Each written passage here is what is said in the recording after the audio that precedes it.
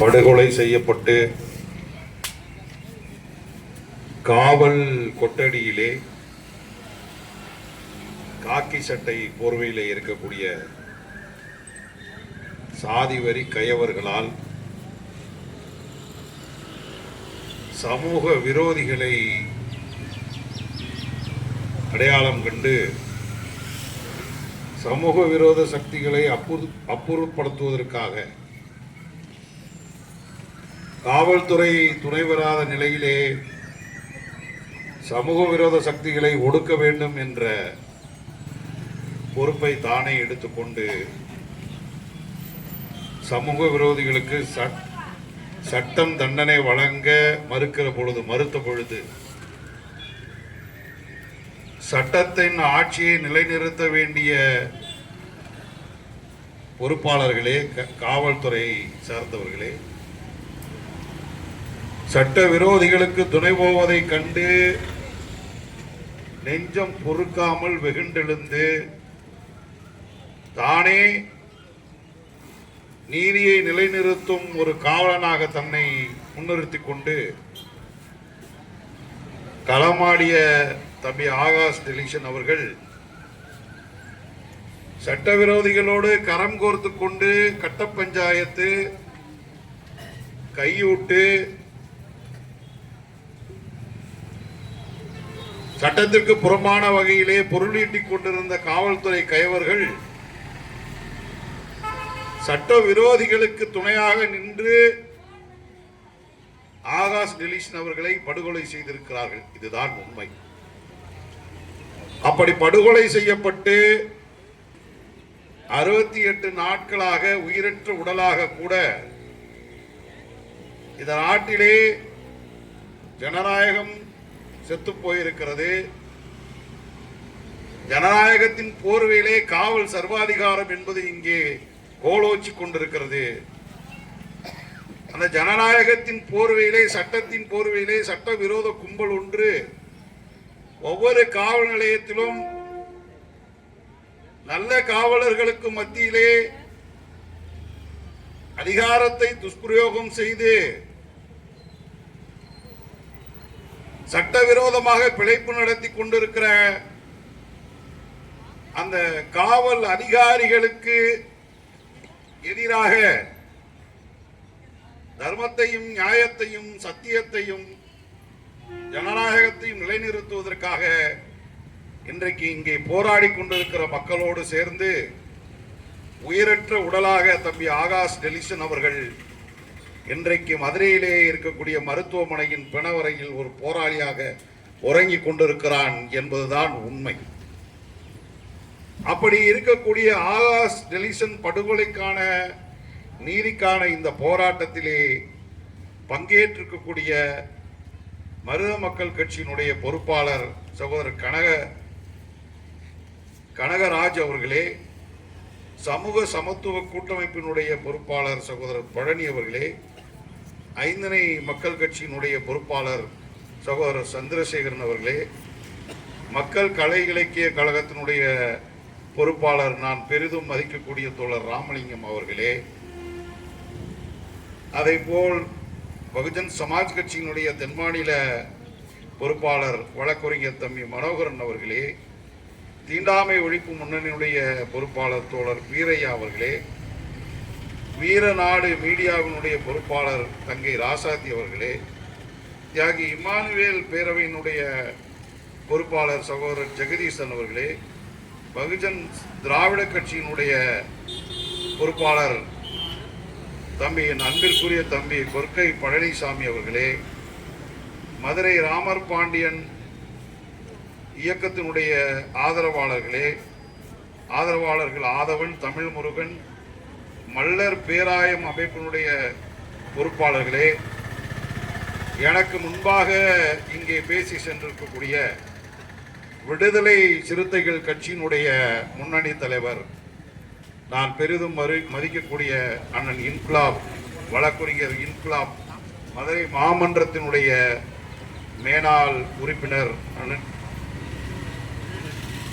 அண்ணன் இன்குலாப் அவர்களே, நாம் தமிழர் கட்சியிலிருந்து இங்கே பங்கேற்கக்கூடிய பொறுப்பாளர்களே, என்னோடு இந்த நிகழ்விலே பங்கேற்கக்கூடிய நான் சார்ந்திருக்கக்கூடிய மக்கள் விடுதலை கட்சியினுடைய மாநில செயல் தலைவர் தம்பி அபி சுரேஷ் அவர்களே, பொதுச் செயலாளர் ரவி அவர்களே, தென்மண்டல அமைப்பு செயலாளர் துரைபாலன் அவர்களே, இந்த சிவகங்கை மாவட்டத்தினுடைய பொருளாளர் நந்தகோபால் அவர்களே, முகவை மாவட்டத்தினுடைய செயலாளர் தம்பி வையமுத்து அவர்களே, முகவை மாவட்ட தலைவர் லிங்கசாமி அவர்களே, நாகசாமி அவர்களே, மக்கள் விடுதலை கட்சியினுடைய தகவல் தொடர்பு துறையினுடைய பொறுப்பாளர் பால்பாண்டி அவர்களே, விருதுநகர் மேற்கு மாவட்டத்தினுடைய செயலாளர் தம்பி முருகேசன் அவர்களே, ராஜபாளையம் ஒன்றிய தலைவர் இருளப்பன் அவர்களே, விருதுநகர் மேற்கு மாவட்டத்தினுடைய பொருளாளர் பொன்னுசாமி அவர்களே, விவசாய அணி செயலாளர் கருப்பையா அவர்களே, மதுரை தெற்கு மாவட்ட தலைவர் செல்வராஜ் அவர்களே, மதுரை தெற்கு மாவட்ட இளைஞரணி செயலாளர் பழனிவேல் அவர்களே, தேனி மேற்கு மாவட்ட பொருளாளர் தம்பி கோம்பைராம் தங்கராஜ் அவர்களே, தேனி மேற்கு மாவட்ட துணை செயலாளர் பால்பாண்டி அவர்களே, நான் இங்கே வருவதற்கு உறுதுணையாக இருந்த மானாமதுரை சுந்தர் அவர்களே, பாட்டம் பிரபு அவர்களே, இங்கே நம்ம தம்பி மானாமதுரை சகோதரர்களே, அதேபோல் முதலிலே நான் இந்த போராட்டத்தை 68 நாட்கள் முனைப்போடு முன்னெடுத்திருக்கக்கூடிய தம்பி லெனின், அதேபோல் தியாகி இமானுவேல் பேரவையினுடைய பொறுப்பாளர் தம்பி ஜெகதீஷ் உள்பட இங்கே கலந்து கொண்டிருக்கிற உங்கள் அனைவருக்கும், இங்கே இருக்கக்கூடிய காவல்துறையினுடைய உளவுத்துறை சார்ந்த நண்பர்களுக்கும், இங்கே முன்பாக இந்த காட்சியை பதிவு செய்து கொண்டிருக்கிற சமூக ஊடகவியலிலே இருக்கக்கூடிய அந்த சமூக ஊடகவியல் மீடியாக்களுக்கும், ஏனைய பத்திரிகையாளர்களுக்கும், பொதுமக்களுக்கும் மக்கள் விடுதலை கட்சியின் சார்பாக நான் முதலில் பணிவான வீர வணக்கத்தை தம்பி டெலிசன் அவர்களுக்கு, ஆகாஷ் டெலிசன் அவர்களுக்கு உரித்தாக்கிக் கொள்கிறேன். அவர்கள் தாய் தந்தையர் உள்ளிட்ட அவர் குடும்பத்தை சேர்ந்தவர்களுக்கு என்னுடைய ஆழ்ந்த இரங்கலை இங்கே நான் தெரிவித்துக் கொள்கிறேன். 68 நாட்களுக்கு முன்பாக ஆகாஷ் டெலிசன் படுகொலை செய்யப்பட்ட உடனே அதற்கான கண்டன பதிவு, அந்த குடும்பத்திற்கு 1 கோடி நிவாரணம் தர வேண்டும், இந்த அரசு அந்த குடும்பத்திலே ஒருவருக்கு வேலை வழங்க வேண்டும்,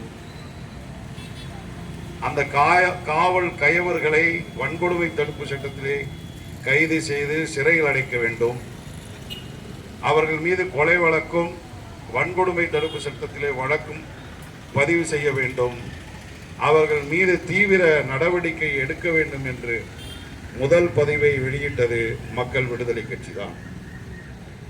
அன்றிலிருந்து இன்று வரை ஆகாஷின் படுகொலை விஷயத்திலே ஒரு நீதி கிடைக்கவில்லை என்ற ஆழ்ந்த வேதனையும் வருத்தமும் எங்களுக்கு உண்டு. ஆகாஷ் விஷயத்தில் மட்டும்தான் இந்த வேதனையும் வருத்தமுமா என்று சொன்னால், நான் முதலிலே ஆகாஷ் விஷயத்திற்கு வருவதற்கு முன்பு இங்கே ஒரு தங்கை பேசினார்கள். அவங்க நேற்று பேசுறதும் நாங்கள் பார்த்துக்கிட்டு தான் இருக்கிறோம். அதே போல எனக்கு முன்பாக பேசிய பலரும் தேவேந்திர சமூகம் எப்படிப்பட்டது, அதனுடைய போர்க்குணம் எப்படிப்பட்டது, அது எப்படிப்பட்ட ஒரு அரசியலை வரலாறை கொண்டிருந்தது, அது எப்படி தனக்கான நீதியை நியாயத்தை நிலைநிறுத்திக் கொண்டது, அநீதிக்கு எதிராக இந்த சமூகம் எப்படி போராடி வந்திருக்கிறது, எப்படியெல்லாம் இந்த நாட்டிலே அடக்குமுறை ஒடுக்குமுறைகளை படுகொலைகளை சந்தித்து இந்த சமூகம் நடந்து வந்திருக்கிறது, எங்களுக்கு ஒரு வரலாறு இருக்கிறது, ஆனால் இன்றைக்கு அது சுக்குநூறாக சிதைக்கப்பட்டு விட்டது என்ற வருத்தத்தை பதிவு செய்தார்கள். நான் இங்கே வருகிற பொழுதும் சரி, இந்த பிரச்சனை விஷயமாக எனக்கு இருக்கிற கருத்தும் சரி ஒன்றே ஒன்றுதான். இன்றைக்கு நடந்து முடிந்த சட்டப்பேரவை தேர்தலிலே ஒரு ஆட்சி மாற்றம் நடந்திருக்கிறது. ஆட்சிகள் மாறலாம், ஆனால் இந்த நாட்டிலே சாதிய அடக்குமுறை என்பதும் சாதிய கட்டுமானம் என்பதும் அதன் அடிப்படையிலான சாதிய ரீதியிலான ஒடுக்குமுறைகள் என்பதும் தாக்குதல்கள் என்பதும் நமக்கு எதிராக நடந்து கொண்டிருக்கிற அநீதிகள் என்பதுமான அந்த காட்சிகள் மாறவில்லை. ஆட்சிகள் மாறி இருக்கிறது, காட்சிகள் மாறவில்லை. இங்கே கூட அண்ணன் இன்குலாப் அவர்கள் பேசுகிற பொழுது முதல் ஒரு வாரம் இந்த பிரச்சனை என்பது வீரியமாக நடந்தது, பிறகு அந்த வீரியம் நீர்த்து போயிருக்கிறது என்று சொன்னார்கள். இங்கே பேசுகிற போது ஒருவர் இதற்கு முன்பாக இருந்த சட்டமன்ற உறுப்பினர் சகோதரி தமிழரசி அவர்கள் இந்த விஷயத்தில் என்ன செய்தார்கள் என்ற ஒரு கேள்வியை எழுப்பினார்கள். இதுதான் எனக்குள்ள மிக விசனமான விஷயம். நான் ஆகாஷ் விஷயத்திற்கு வருவதற்கு முன்பு அது குறித்தான சட்ட பிரச்சனைகளை உங்கள் மத்தியிலே நான் சொல்வதற்கு முன்பு அது குறித்தான நிலைப்பாடுகளை குறித்து நான் உங்களுக்கு தெளிவுபடுத்துவதற்கு முன்பு தேவேந்திர சமூகத்தினுடைய நிலை என்ன என்பதை முதலில் எண்ணி பார்க்க வேண்டும். இந்த சமூகம் சோடை போன சமூகம் அல்ல, இந்த சமூகம் நீர்த்து போன சமூகம் அல்ல, இந்த சமூகம் வீரம் குறைந்த சமூகம் அல்ல, இந்த சமூகம் அறிவற்ற சமூகம் அல்ல. இந்த சமுதாயத்தினுடைய ஒற்றுமை எங்கோ சிதைந்து போகவில்லை. இந்த சமூகம் தன்னுடைய போர்க்குணத்தை விட்டுவிடவில்லை. இந்த சமூகம் நவீன யுகத்திலே நடந்து கொண்டிருக்கிற சோசியல் மீடியா, வாட்ஸ்அப், பேஸ்புக் போன்றவற்றிற்குள்ளே கரைந்து போய்விடவில்லை. இந்த சமூகத்தின் இளைஞர்கள் தங்களுடைய ஆளுமையை இழந்து விடவில்லை. இந்த சமூகத்தின் இளைஞர்கள் தங்கள் ஆக்ரோஷத்தை இழந்து விடவில்லை. இன்றும் தேவேந்திர சமூகம் நீரு பூத்த நெருப்பாகத்தான் இருந்து கொண்டிருக்கிறது என்பதை தயவு செய்து எல்லாரும் புரிந்து கொள்ள வேண்டும். Nobody is backtracking the community from the battlefield. போர் முனையில் இருந்து சமூகம் தன்னை விலக்கிக் கொள்ளவில்லை. ஆனால் போர் முனையிலே இந்த சமூகம் நிற்கக்கூடாது என்ற பல சக்திகள் பின்னிருந்து இந்த சமூகத்தை இழுத்து சிதைப்பதாலே அந்த சரிவலையிலே சிக்குண்டு இந்த சமூகம் முன்னேற முடியாமல் தத்தளித்துக் இருக்கிறது என்பது வரலாற்று உண்மையை நீங்கள் மறுத்து யாரும் பேச வேண்டாம். தனக்கான நீதிக்காக களத்திலே நிற்கக்கூடிய ஒரு சமூகத்தை இன்னும் சொன்ன போனால் தியாகி இமானுவேல் சேகரன் காலத்தில் இருந்து பாபா சாஹிப் அம்பேத்கரை தமிழ்நாட்டிற்கு கொண்டு வந்து வீரியமாக தூக்கி பிடித்த சமூகம் தேவேந்திர குலவேளாளர் சமூகம் என்பதை யாரும் மறுக்கக்கூடாது. தந்தை பெரியாரையும் பாபா சாஹிப் அம்பேத்கரையும் தியாகி இமானுவேல் சேகரனையும் தங்கள் லட்சிய வழிகாட்டிகளாக கொண்டிருக்கிற சமூகம் தேவேந்திர சமூகம். மற்றவர்களுக்கெல்லாம் 2 கண் இருக்கிறது, ஆனால் தேவேந்திரனுக்கு 3வது கண் இருக்கிறது, ஒரு ஞானக்கண் என்பதை நீங்கள் யாரும் மறுத்துவிட்டு பேசக்கூடாது. இந்த சமூகத்திற்கு என்ன நிகழ்ந்திருக்கிறது? இன்றைக்கு 68 நாட்களுக்கு போராட வேண்டிய நிலைமைக்கு இந்த சமூகம் ஏன் சென்றிருக்கிறது? எனக்கு சொல்ல முடியும். 48 மணி நேரத்தில் தமிழ்நாட்டை தீக்குறையாக்கக்கூடிய சக்தி தேவேந்திரனுக்கு உண்டு. 48 மணி நேரத்தில் இந்த தமிழ்நாடு இந்தியாவிலிருந்து துண்டிக்கிற ஆற்றல் இந்த சமூகத்திற்கு இருக்கிறது. இந்த சமூகத்திலே பிறந்திருக்கிற ஒவ்வொரு இளைஞனுக்கும் அந்த ஆற்றலும் திறமையும் கோபமும் கொந்தளித்துக் கொண்டிருக்கிறது. வைராக்கியம் வயிற்றிலே நெருப்பாக இருக்கிறது. அதுல இருந்து என் சமுதாயம் பின் வந்துருச்சுன்னு யாரும் பேசாத. அப்படி பேசுறவே இங்க பேச வராத. எங்களை நாங்க பாத்துக்குவோம். எங்களுக்கு பாத்துக்கிற தெரியும். நாங்க முத ஆகாசம் மட்டுமா பாக்குறோம். நீங்க ஆகாசம் மட்டுமா பாக்குறீங்க. கச்சநாத்தத்தில் நடந்ததை பார்த்தவங்கள 3 நாள்ல மண்டியிட வைத்தோம். அரசாங்கத்தை யாரும் மறந்து விடக்கூடாது. அப்படி செய்தவனுக்கு இன்னைக்கு அந்த அந்த திறமை நம்மகிட்ட இல்லை. இங்க காத்துல கரைஞ்சு போச்சா? ஒன்னும் கரைஞ்சு போகல. ஆனால் நடப்பது என்னவென்றால், தயவு செய்து இங்க இருக்கிறவங்களும் சரி, இந்த ஊடகம் மூலம் சோசியல் மீடியாவை நான் இன்னைக்கு ரொம்ப எதிர்பார்த்து வந்திருக்கேன். சோசியல் மீடியா மூலமா தான் என்னுடைய வலியும் வேதனையும் நான் சொல்ல முடியும். எங்கேயோ தொலைதூரத்தில் இருக்கிற என் சகோதரன் இதை பாப்பா, தயவு செய்து எங்க இருந்து பார்த்தாலும் சரி, முதல்ல முருகன்ராஜன் பேசினா அவனை தார்மீக ரீதியா கைய காலை உடைச்சு போடுறது எப்படின்னு மட்டுமே நீங்க சிந்திக்கிறீங்க. அதை நிப்பாட்டுங்க.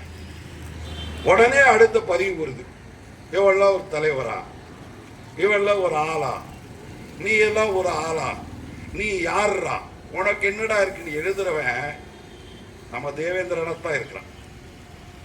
நீ இப்படி எழுதுற வரைக்கும் இன்னும் 100 ஆகாஷ் வருவான், எழுதிக்கோ. உனக்கு நீதி கிடைக்காது, நீ தெருவில் தான் நிற்ப. இது நம்முடைய பலவீனம். அவன் எழுதுறானா அப்படின்னு பார்த்தா அவனை எழுத சொல்றான்.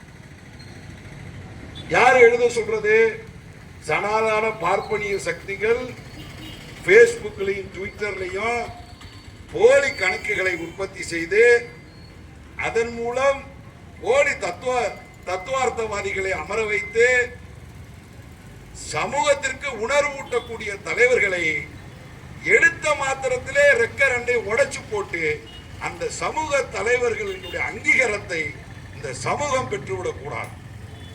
தன் தலைவனை இந்த சமூகம் அடையாளம் காணக்கூடாது.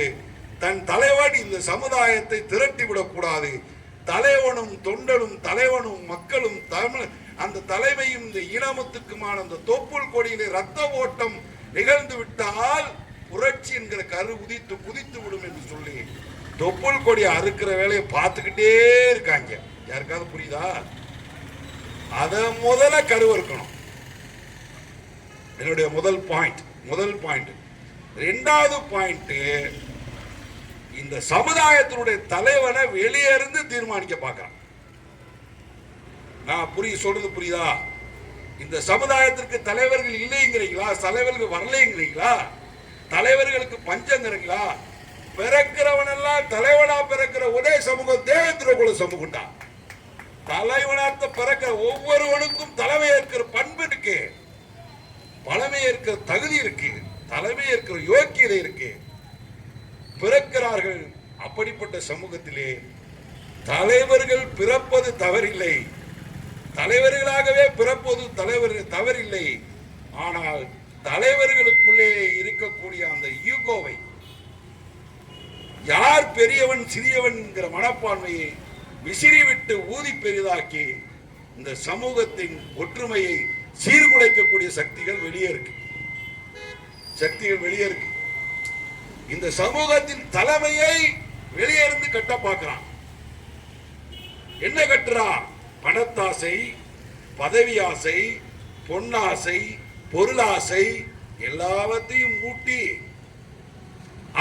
தலைவர்களை மதிமயங்க செய்து அந்த தலைமைகளை விலை போன தலைவர்களாக மாற்றி இந்த சமூகத்திற்குள்ள அவனன் தலைவனால் நிலைநிறுத்தி உண்மையான தலைமைகளை வெளிச்சத்திற்கு வராமல் இருட்டடைப்பு செய்து போலி தலைமைகளை, ஏமாற்று தலைமைகளை, பித்தலாட்ட தலைமைகளை இந்த சமூகத்தின் தலைமைகளாக நிலைநிறுத்தக்கூடிய வேலையை யார் செய்யறது? 5ஆம் பட வேலையை செஞ்சுக்கிட்டு இருக்க சக்திகள் வெளியே இருக்கு.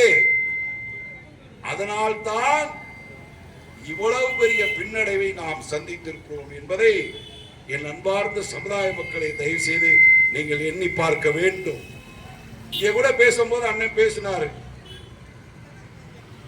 சந்திரபோஸ் அவர்களை பற்றி சொன்னார்கள்.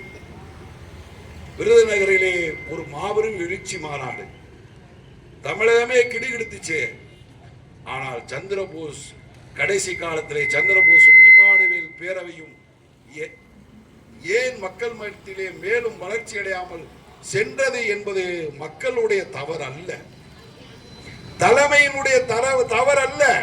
இங்கே சந்திரபோஸ் பிறந்தார், இயக்கம் கட்டினார், இடதுசாரி தளத்திலே ஒரு முற்போக்கு இயக்கம் உருவாக்கப்பட்டது. இங்கே தியாகி இமானுவேல் சேகரன் பாபா சாஹிப் அம்பேத்கரை தன்னுடைய வழிகாட்டியாக ஏற்றுக்கொண்டு இங்கே ஒரு புரட்சிகர அரசியலை விளைத்தார்கள். எங்களை போன்றவர்கள், தம்பி சதீஷை போன்றவர்கள் இன்றைக்கு இடதுசாரி தளத்திலே ஒரு முற்போக்கு புரட்சிகரமான தலைமையை நாங்கள் முன்னிறுத்துகிறோம்.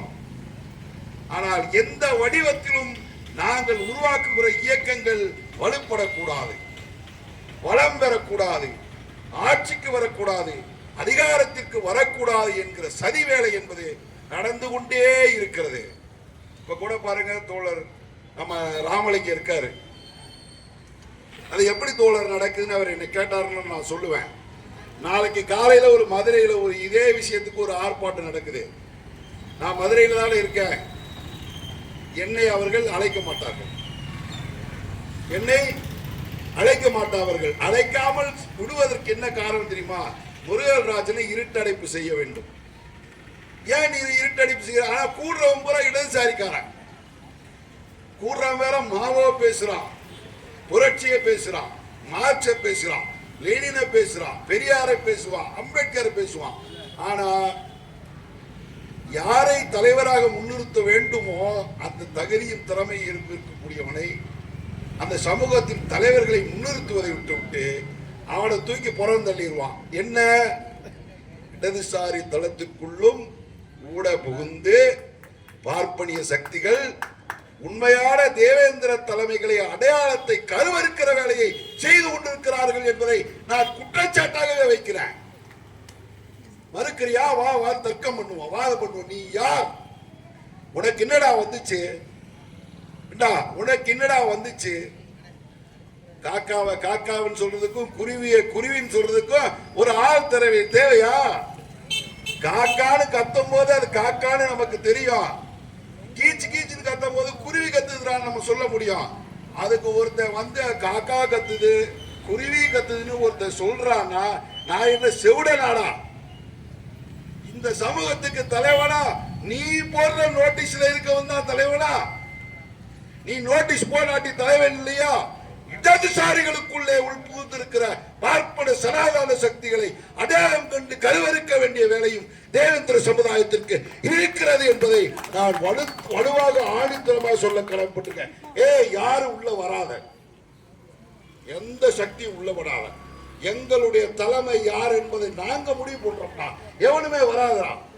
அதுக்கு இன்னொரு 50 வருஷம் கூட ஆகட்டும், இன்னொரு 50 வருஷம் கூட ஆகட்டும். எங்களுக்குள்ள சகோதர யுத்தம் நாங்க நடத்திக்கிறோம். நாங்க இன்னொரு 5-10 ஆகாசம் கூட கொடுத்துக்கிறோம். ஏன்னா உனக்கு கொடை பிடிச்சது இந்த சமுதாயம் தான். 50 பேருக்கும் நீங்க ஒன்றை இடம் இல்லாம அழிஞ்ச போது ஒதுங்க இடம் கொடுத்து பாதுகாத்தவன் தேவேந்திர குல வேளாளர்கள் என்பதை எவனும் மறந்துடக்கூடாது. இன்னைக்கு அவன் நன்னூல் படிச்சுக்கிட்ட, உனக்கு அரசியல் கையில வந்துருச்சு, நீ அதிகாரத்துக்கு போயிட்ட, நீ கூட்டம் சேர்த்துட்ட, உன்னை சுத்தி மீடியா சொல்லலுது, உங்களை சுத்தி அதிகாரம் சொல்லலுதுங்கிறதுக்காக எங்க தலையை அறுத்துட்டு மாட்டு தலையை பூர்த்திருவியா? எங்க தலையை அறுத்துட்டு யானை தலையை பூர்த்திருவியா? எங்க தலையை அறுத்துட்டு வேற ஒரு தலையை பூர்த்திருவியா? அப்படி பொருத்தி அது பொருந்திருமா? பொருந்திருமா? இந்த தோல்விக்கு ஒரே காரணம் தான், இந்த தோல்விக்கு ஒரே காரணம் தான் பணத்தை கொடுத்து பதவியை கொடுத்து ஏமாற்றி தலைமைகளை சோரம் போக செய்கிறதும் அந்நிய சக்திகள், வெளிசக்தி. அதிகாரத்தை கையில வைத்துக் கொண்டு கூட்டத்தை கூட்டிக் கொண்டு அரசியலை கையில வைத்துக் கொண்டு இந்த சமுதாயத்துக்கு நான் தலைவரை தர்றேன்னு வியாபாரம் பண்ண வர்றவனா சதிகாரம் தான். இடதுசாரி போர்வையிலே தேவேந்திரர்களின் சரியான சமூக தலைமைகளை இருட்டடைப்பு செய்கிற வேலைகளை இருக்கிறவனும் சமூக விரோதிகள் தான். நான் என்ன சொல்றேன்னா, இந்த ஒரு சமுதாயம் மட்டும் தலைவன் இல்லாம இருக்கணும். இந்த நாட்டில் 1 கோடி பேர் கிளம்பிட்டாங்க.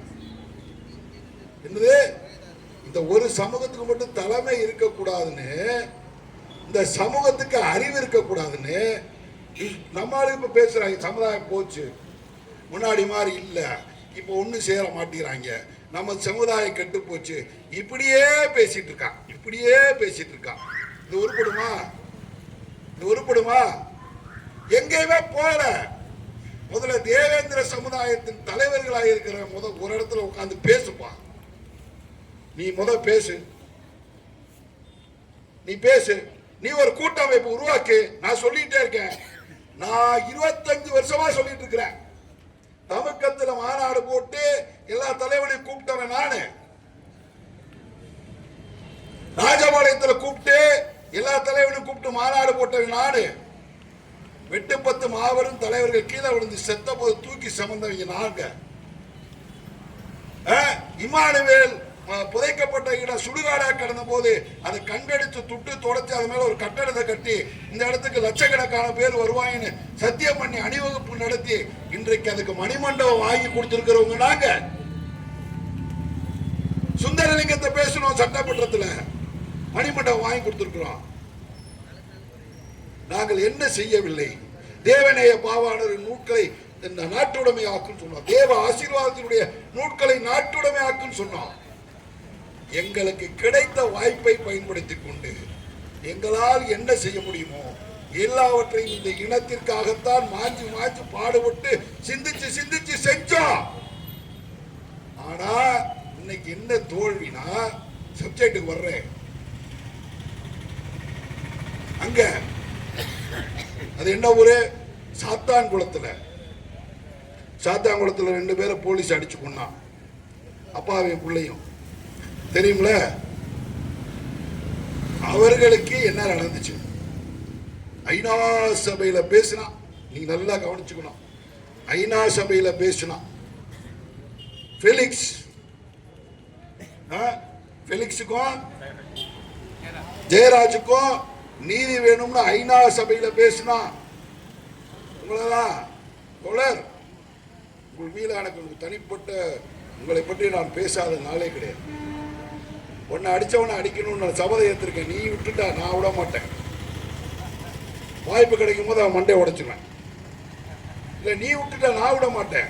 கற்பி புரட்சி செய் ஒன்று சேருன்னு சொன்னேன். புரட்சி என்ன? வாய்ப்பு கிடைக்கும் என் கேளு, என் தோழர்கிட்ட கேளு.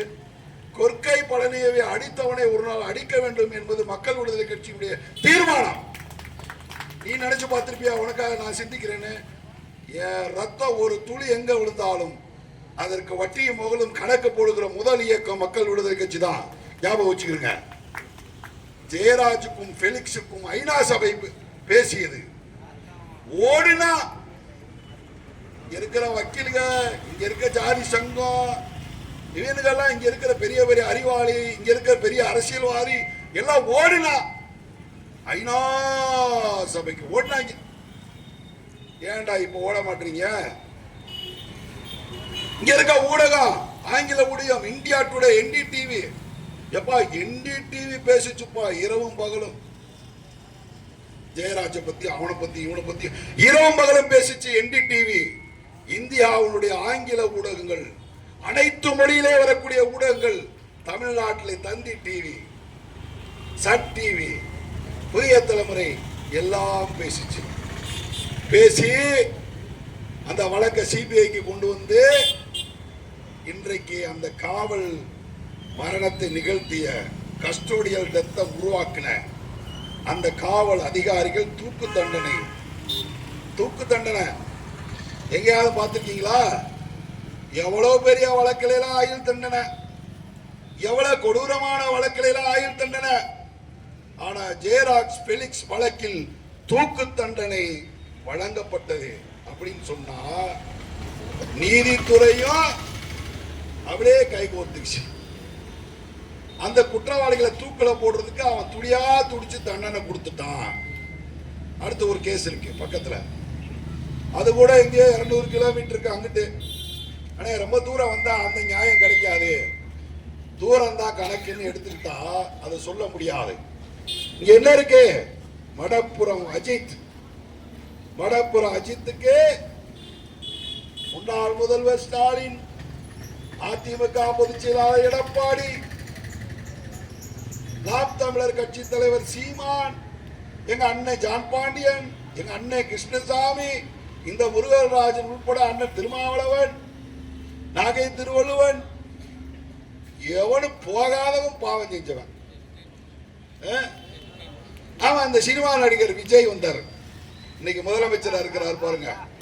சனாதனத்துக்கு எதிராக இருப்பேன், சாதி பார்க்க மாட்டேன், எனக்கு சாதி கிடையாது, எனக்கு மதம் கிடையாது. இந்த ஜோசப் விஜய் வந்து ரொம்ப நியூட்ரல் அப்படின்னு சொல்லிட்டு இன்னைக்கு பதவி ஏற்றிருக்காரு பாருங்க. இவர் வந்தாரு, வந்து ஆகாஷ் அந்த ஓட்ட வெளியே அவனை 2 குச்சியை வச்சு அடிக்கிறத போடாத டிவி இல்ல, எழுதாத பேப்பர் இல்ல, புலம்பாத மீடியா இல்ல, பாடாத பாட்டு இல்ல, ஆடாத ஆட்டு இல்ல. வாரி வாரி வழங்கினா வர்றவெல்லாம் 50 லட்சம் கொடுத்தான், 5 லட்சம் கொடுத்தான், 10 லட்சம் கொடுத்தான். அஜித் வீட்டுல மாலை போடாதவன், பாக்கி செஞ்சவன், பாவம் செஞ்சவன். என்னப்பா அதுவும் உயிர் தானப்பா, இதுவும் உயிர் தானப்பா. அவங்க 3 பேரையும் போலீஸ் தானப்பா அடிச்சு கொண்டாங்க, இந்த பையனையும் போலீஸ் தானப்பா அடிச்சு கொண்டாங்க. ஏண்டா அதுக்கு இவ்வளவு பாட்டா பாடுனீங்க, இதுக்கு ஏண்டா ஒருத்தரும் பேச மாட்டீங்க? கடைசியில ரோட்ல இந்த 10 பள்ள பயில தாண்டா இருக்க, வேற ஆள் இல்லையடா. அப்படின்னா என்ன அர்த்தம்னா அவ்வளவு ஜாதி. மீடியாக்கள் இயங்குவது ஜாதி அடிப்படையில், வழக்கறிஞர்கள் இயங்குவது ஜாதி அடிப்படையில், அரசியல் இயங்குவது ஜாதி அடிப்படையில், நீதி வழங்கப்படுவது ஜாதி அடிப்படையில், காவல்துறை இயங்குவது ஜாதி அடிப்படையில். இந்த நாடே ஜாதி அடிப்படையில் தான் இயங்குது. மொட்டை மாடியில் 2 பேர் இருந்தா அவனு 2 பேர் இருந்தா 2 பேர் 2 சாதினா இது யாரு, நான் என்ன சாதி நீ என்ன சாதின்னு தெரிஞ்சுதான் பேசிக்கலாம். இங்க பாதாளத்துல நிலக்கரி சுரங்கத்துக்குள்ள ஒரு 10 பேர் வேலை பார்த்தா அவனு சாதி பார்த்துதான் நிலக்கரியை வெட்டான். இந்த நாட்டில் சாதி இல்லாத இடமே இல்லை. காவல்துறையில், ஊடகத்துறையில், அரசியல் துறையில், அதிகாரத்துறையில், நீதித்துறையில் எல்லா இடத்திலும் சாதி இருக்கிறது. ஆனால் எல்லா சாதிக்கும் பள்ளன் என்றால் இலக்கு. எல்லா சாதிக்காரனுக்கும் தேவேந்திரன் குண்டில தோடத்த குச்சி மயிர்களா ஒரே மணி நேரத்தில் தமிழ்நாடு தீக்கிரை ஆய்ப்பு இருக்குடா, மரியாதையா அவனை கைது பண்றியா மாட்டியா? நாங்க கேட்கிறோம், அதுக்கு பதில் சொல். என்ன செய்ய போற? என்னடா சொல்ல போறீங்க? இதற்கு என்ன ஜாதி? மனித உரிமை அமைப்புகள்லாம் பேசிச்சு, மாபெரும் தலைவர்கள் பேசினா. இன்னைக்கு 68 நாள் ஆச்சு, ஒருத்தன் கூட காணாம. எங்க போன? எங்க போன? நான் என் அருமை தேவேந்திர குல சமுதாயத்திற்கு ஒரு வேண்டுகோள் விடுக்கிறேன். எப்பா, நமக்கு யாரும் தேவையில்லடா. இதுவரைக்கும் நம்ம தாண்டா காப்பாத்திக்கிட்டோம். நமக்கு தலைவரா வர்றவனை பூரா காயடிச்சு விட்டுருவாங்க. நல்லா புடிச்சுக்கோ, நமக்கு தலைவனா வர்றவனை பூரா காயடிச்சிருவாங்க. பத்திரிகை ஊடகங்கள்லாம் நமக்கு துரோகம் செய்யும். நம்ம தினத்தந்தி பேப்பரை நம்ம காசு கொடுத்து வாங்கலையா? தந்தி டிவியில பார்க்கலையா? அதுல போடுற விளம்பரத்தை பார்த்து நம்ம சோப்பு வாங்கலையா? நம்ம வாங்குற வியாபாரத்தை நம்பி டிஆர்பி ரேட் ஏறலையா? சோசியல் மீடியாவுக்கு அக்கறை இல்லையா? சோசியல் ஜஸ்டிஸ் பேசுறவனுக்கு அக்கறை இல்லையா? சமூக நீதி ஜனநாயகம் பேசுறவனுக்கு அக்கறை இல்லையா? ஏன் தேவேந்திர குல வேளாளர் விஷயத்துல நீங்க ஜாதி பாக்குறீங்க? முதல்ல அதை சொல்லுங்க. என்ன காரணம்னா, இவன் ஒரு தலைமையின் கீழே அணிதிரண்டு விட்டால் அதிகார கோட்டையிலே இவன் கொடியேற்றி விடுவான். இவனுக்கு பின்னாடி நம்ம எல்லாம் நிக்கலுங்கிற பொச்சு காப்புல ஒரு வயலும் வர மாட்டேங்கிறா. இதான் உண்மை. வேற என்னடா இருக்கு? வேற என்ன இருக்கு? வேற என்ன இருக்கு? நாங்க உங்களுக்கு அடிமை சாசனம் எழுதி கொடுத்துட்டு உங்களை நாங்க அடிபட்ட காலத்தில் தூக்கி சுமந்திருப்போம். இப்ப நீங்க மேல போயிட்டீங்கன்னா உங்களுக்கு அடிமை சாசனம் நாங்க எழுதி கொடுக்கணுமா? நான் சொல்றேன், கடைசி தேவேந்திரன் இருக்கும் வரை நான் இன்னொருவனுடைய தலைமையை என் சமுதாயம் ஏற்றுக்கொள்ளாது. உண்மை. என் சமுதாயமே அழிஞ்சு போய் கடைசியில ஒரே ஒரு குடும்பம் இருந்தானா அவன் நான் தாண்டா பெரியவன் சொல்லுவானே தவிர இன்னொருத்தருக்கு தலை வழங்க மாட்டான். ஏன்னா என் சமூகம் தமிழ்நாட்டை சேர சோழ பாண்டியர்களாக கோட்டை கட்டி ஆண்ட சமூகம். என்ன நினைச்சுக்கிட்டீங்க? நோட்டீஸ் போடுவேன், அதுல நீ கட்டினா மறைஞ்சு போயிருமா? மேகம் மறைச்சா சூரியன் மறையாது, சீப்பம் மறைச்சு வச்சா கல்யாணம் நிக்காது. நான் அடிக்கிறேன். இந்த பிரச்சனையில முடிவு எடுக்கிறேன்னா தமிழ்நாட்டில் ரயில் ஓடாது. நான் போய் மறைக்கிறேன். ஆகாஷ் விஷயத்துல முடிவு வரலைன்னா அடுத்து நாங்க எடுக்கிற முடிவு அதிரடியான முடிவா இருக்கும். இடையில இந்த தொய்வுக்கு காரணம் இந்த பாலா போன தேர்தல். யாராலையும் இதுல கவனம் செலுத்த முடியல. தமிழரசியோ யார குறை சொல்லாதீங்கப்பா. தமிழரசிக்கு உள்ள சிக்கல் தமிழரசிக்கு தான் தெரியும். எனக்குள்ள சிக்கல் எனக்கு தான் தெரியும். இங்க ஒருத்தர் பேசினார், தனி தொகுதியை பேசினார் மண்ணு. ஆனா நான் கேட்கிறேன்னு, நமக்குன்னு ஒரு தொகுதியை உருவாக்கி கொடுத்துட்டு போயிருக்காரு அம்பேத்கர். ரைட்டு, 51 ஓட்டு நம்ம ஓட்டா அந்த தொகுதியில, 51 நம்ம ஓட்டு, 49 மற்றவங்க ஓட்டா சொல்லு. அப்படின்னா நீ சொல்றது கரெக்ட். நம்ம ஓட்டு 30 ஓட்டு, 35 ஓட்டு, 70 ஓட்டு பிரத்தியார் ஓட்டு. அந்த 35 ஓட்டையும் நீ ஒரு ஆளுக்கு போட மாட்ட. ஏன் தேவேந்திர சமுதாய நாட்டாம பூரா கூடி கூடி எல்லா தொகுதியிலையும் சமுதாய சார்பா ஒரு வேட்பாளரை நிப்பாட்டி, எங்க சமுதாய ஓட்டு தமிழ்நாடு முழுதும் எங்க சங்கத்தில் நிப்பாட்டுற வேட்பாளருக்கு நீங்க போடுங்களேன். அவங்களை யாரு போட வேணாம் சொன்னா? யாரு போட வேணாம் சொன்னா? இன்னைக்கு வன்னியர்கள் நிரூபித்திருக்கிறார்கள், தருமபுரியிலே பாட்டாளி மக்கள் கட்சி தவிர வேற எவனும் ஜெயிக்க முடியாது. இன்னைக்கு விடுதலை சிறுத்தைகள் நிரூபித்திருக்கிறது. 8 தொகுதியில 7 தொகுதியில அவங்க ஆதி திராவிடர்களை நிறுத்தி எம்எல்ஏ ஆக்கியிருக்காங்க. அருந்ததியர்களும் தேவேந்திர குல வேளாளர்கள் நிறுத்தப்படவில்லை. இல்லையா சொல்லு. இன்னைக்கு சசிகலா ஓட்டை பிரித்து அதிமுகவை தோக்கடிச்சு காட்டியிருக்கிறாங்க. செய்யறாங்களா இல்லையா சொல்லுங்க. இன்னைக்கு அந்த அம்மா விஜயகாந்த் மனைவிய 10 சீட்டு கொடுக்கிறாரு ஸ்டாலின். எதுக்கு? தெலுங்கர்களுடைய வாக்கை முழுமையாக வாங்க வேண்டும் என்றால் அவர்கள் தேவை என்கிறார்கள். தேவை என்கிறார்கள். ஜான் பாண்டி அண்ணன் போய் நின்னாரு. எனக்கு அவர் நின்று இருக்கணும், எங்க அண்ணி நிக்க கூடாது. அதுவே முதல் தப்பு. ஏன் கருத்து? நீ என்னடா சொல்ல போச்சு, நீ என்ன அடிச்சா கூட அவர் அடிச்சுட்டு போறாரு. எங்க அண்ணன் அடிக்கிறதுக்கு உரிமை இருக்கு. நீங்க என்ன சொல்லி சீட்டு வாங்குறீங்க? பொது தொகுதியில் தேவேந்திரன் நிற்க வேண்டும் என்ற கொள்கை தமிழக முன்னேற்ற கழகம் வச்சிருக்கு. நான் நிக்கிறேன்னா ஜான் பாண்டியன் தான் எங்களுடைய அடையாளம். எங்களுடைய அடையாளம் எங்க அண்ணி எங்க அடையாளம் தான். ஆனா குடும்பத்தின் தலைவியாக அடையாளப்படுத்தலாமே தவிர குலத்தின் தலைவனாக ஜான் பாண்டியன் தான் தேர்தலில் நின்று இருக்கணும். ஏன் தப்பு பண்ற? ஏன் தப்பு பண்ற? அதை போலதான் பல விஷயங்களை எல்லோரும் சாதி ரீதியாக சரியாக கூட்டு கணக்கு, கழித்தல் கணக்கு, பெருக்கல் கணக்கு போட்டு அவரவர்கள் தேர்தல் அரசியல் லாபத்தை தீர்மானித்துக் கொண்டு அதிகாரத்துக்கு போகிற போது நாம மட்டும் நிக்கிற வேட்பாளரை பூரா நீ உனக்கென்ன எனக்கென்ன, ஒன்னால கட்டிச்சு என்னால கட்டிச்சுன்னு பேசுறது சரியா? அதனால என்ன லாபம்? நீங்க என்ன வைறீங்க, நான் உங்களை வைறேன். 2 பேர் தமிழரசி வைறீங்க, தமிழரசி என்ன வையுது? என்ன லாபம்? எப்படி ஜெயிக்க முடியும்? எப்படி வெற்றி பெற முடியும்? நான் சொல்றது உங்களுக்கு புரியுதா? இதான் உண்மை, இதுதான் உண்மை. ஆகவே ஆகாஷ் பிரச்சனையில முடிவு வரலைன்னு யாரும் நினைக்காதீங்க. கொற்ற மழையிலையும் அடிக்கிற புயல்லையும் கப்பல் கரை சேர்றதுக்கு காலதாமதம் ஆகும். ஆனால் நாங்கள் வந்திருக்கிறோம். நீங்க ஒரு நோட்டீஸ் போட்டு எல்லாரும் வாங்கினான்னு பேர் போடுறதுக்கு முன்னாடி இந்த தலைவர்கள் எல்லாம் ஒரு இடத்துல உட்கார வச்சு பேசி ஆதரவு தரப்பீங்களா? உங்க பாட்டுக்கு போட்டுட்டீங்கன்னா நான் எப்படி கை ஒடிஞ்சு கிடக்கேன், நான் வரலன்னு நீங்க சொல்றீங்க. எப்படி வர்றது? மருத்துவமனையில் நான் இருக்கேன், நான் இருக்கிறேங்கிறதே தெரியாது. நோட்டீஸ்ல பேர் போட்டு முருகராஜன் புறக்கணித்து விட்டார். இதை மத்தவன் எழுத மாட்டான், முதல்ல கருணாகரன் தான் எழுதுறான். இதை மத்தவன் சொல்ல மாட்டான், சீனி தான் முதல்ல எழுதுறான். அவரு வர மாட்டேங்கிறாரு. டேய், நான் என்ன நிலைமையில இருக்கேன்னு பேசி பார்த்து போட்டு போடுங்கப்பா.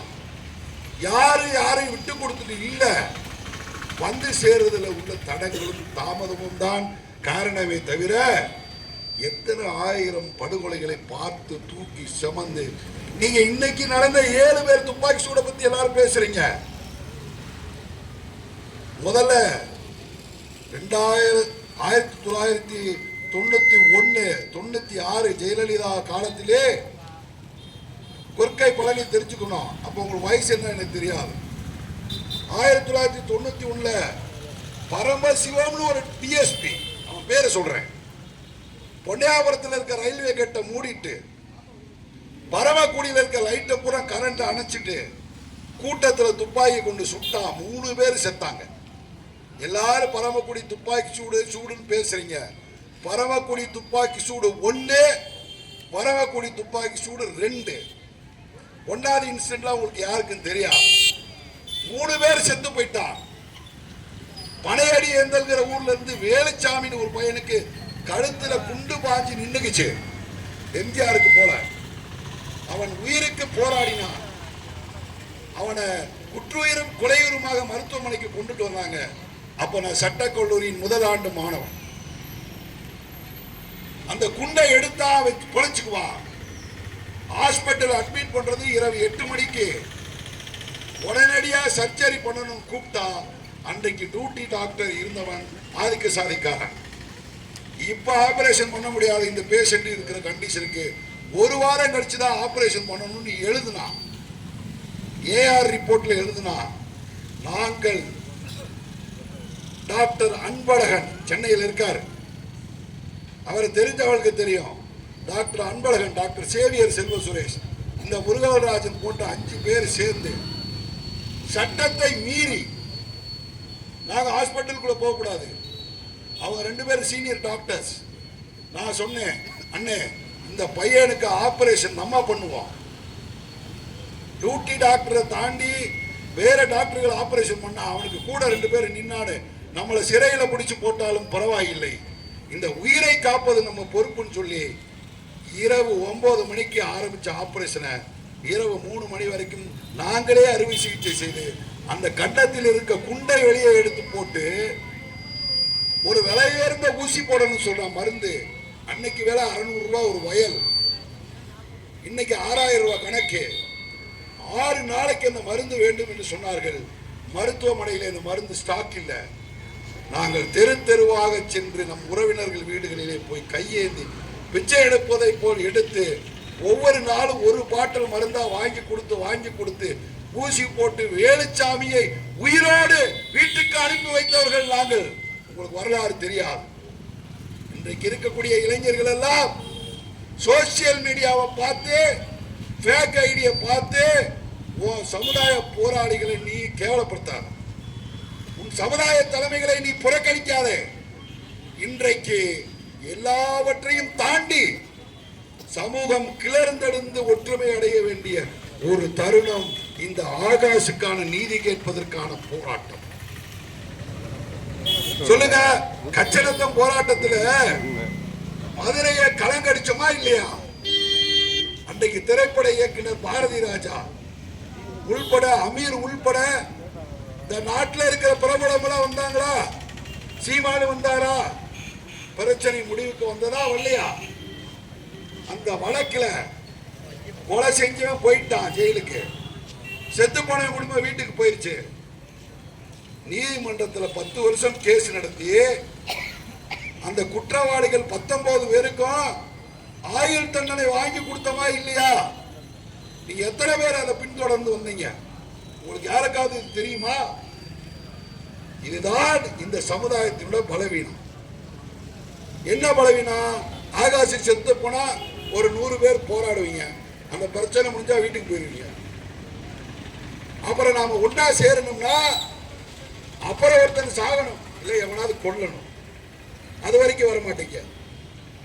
ஆனா மத்த சாதி அப்படி இல்லைன்னு 24 மணி நேரம் உட்காந்து இயக்கம் கட்டுறான், அரசியல் பேசுறான், அறிவு ஊட்டுறான், கட்டமைப்பு உருவாக்குறான், நாடு நகரம் எங்கும் கொடியை பரவக்க வைக்கிறான், வாக்கு வங்கியை திரட்டுறான், அரசியலை மிரட்டுறான், அதிகாரத்தை அப்படியே கீழே போட்டு மிதிச்சு மயிரை பிடுங்கிற மாதிரி பிடிச்சி பாக்கெட்ல வச்சுக்கிட்டு போலீஸை கட்டுப்படுத்துறான், ராணுவத்தை கட்டுப்படுத்துறான், அரசாங்க இயந்திரத்தை கட்டுப்படுத்துறான்.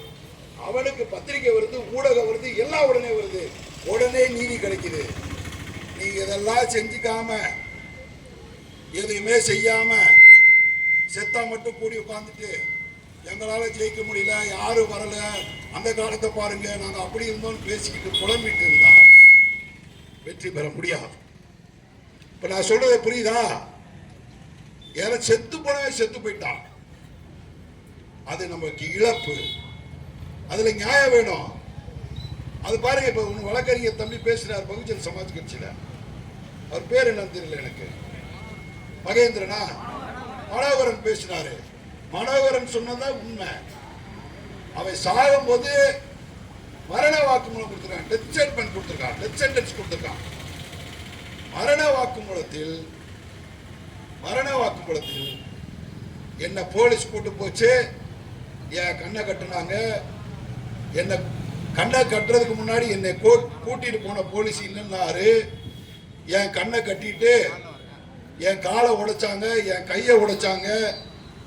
அவர்கள் தான் என் மரணத்துக்கு காரணம்னு ஆகாஷே வாக்குமூலம் கொடுத்திருக்கேன். ஆகாஷே வாக்குமூலம் கொடுத்திருக்கான். இதுக்கு என்ன அர்த்தம் தெரியுமா? அண்ணன் இன்குலாப் பண்ண இருக்கார போயிட்டாருன்னு தெரியல. அவருக்கு என்ன அண்ணா, இதானே சர்க்கம்ஸ்டன்சியல் எவிடன்ஸ். இதுக்கு பேர் என்ன தெரியுமா? சட்டத்தில் நான் கொஞ்சம் சட்டம் படிச்சிருக்கேன், உங்க அளவுக்கு படிக்கல. ஏன்னா 24 மணி நேரம் இந்த சிவப்பு பச்சை கொடியை தூக்கிட்டு ஜெயிலா போயிட்டு நான் கோர்ட்டுக்கு போய் இந்த கோட்டை சுமந்தது கொஞ்ச நேரம் தான். என் கூட படிச்சவன் நீதிபதியா இருந்த கோர்ட்ல என்னை விலங்கு போட்டு தரையில உட்கார வச்சாங்க. நல்லா புரிஞ்சுக்கணும், என்னுடைய வகுப்பு தோழன் நீதிமன்றத்தில் நீதிபதி, அதே நீதிமன்றத்தில் நான் விலங்கிடப்பட்டு தரையிலே அமர்த்தப்பட்டேன். அந்த நிலவையை கொஞ்சம் நினைச்சு பாருங்க.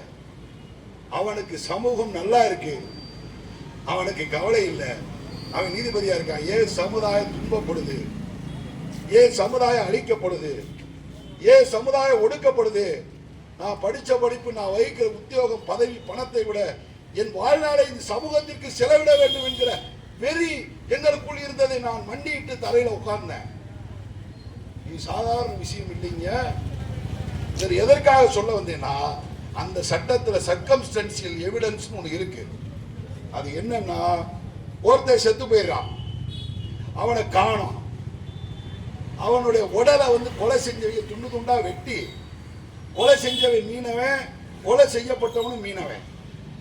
அந்த கறி மாமிச துண்டங்களை எடுத்து கொண்டு போய் 50 மைலுக்கு கொண்டு போட்டு கடல்ல மீனுக்கு ஏறையா போட்டு வந்துட்டாங்க. இதுல என் உடலே கிடைக்கல கடைசி வரைக்கும். நல்லா புரிஞ்சுக்கணும், உடலே கிடைக்கல. ஆனால் அந்த வழக்கிலே இவங்க 2 பேர் தாங்க அவனை கூட்டிட்டு போயிட்டு இருந்தாங்கன்னு ஒருத்தன் சொல்லிட்டான். நல்லா புரிஞ்சுக்கணும், வெட்டுனதை பார்க்கல, குத்துனதை பார்க்கல, துண்டு துண்டா உடைச்சதை பார்க்கல, கடலுக்கு கொண்டு போனதை பார்க்கல, கொண்டு போய் போட்டதை பார்க்கல. ஒருத்தன் சொல்றியா, சம்பவம் நடந்த என்னைக்கு காணா பண்ணானோ அன்னைக்கு சாயந்தரம் ஒரு 4 மணி போல இவங்க 2 பேரும் அவனை கூப்பிட்டு பீச்சு பக்கம் போய்கிட்டு இருந்தாங்கன்னு ஒருத்தன் சொன்னான். கோர்ட் என்ன சொல்லுது? This is a circumstantial evidence. இதன் மூலம் தெரிவது என்னவென்றால், காணாமல் போன கடைசி தருணத்தில் இவர்கள் கூட இருந்ததுனால இவங்க 2 பேரும் தாண்டா கொலை செஞ்சுக்காங்க. தண்டனை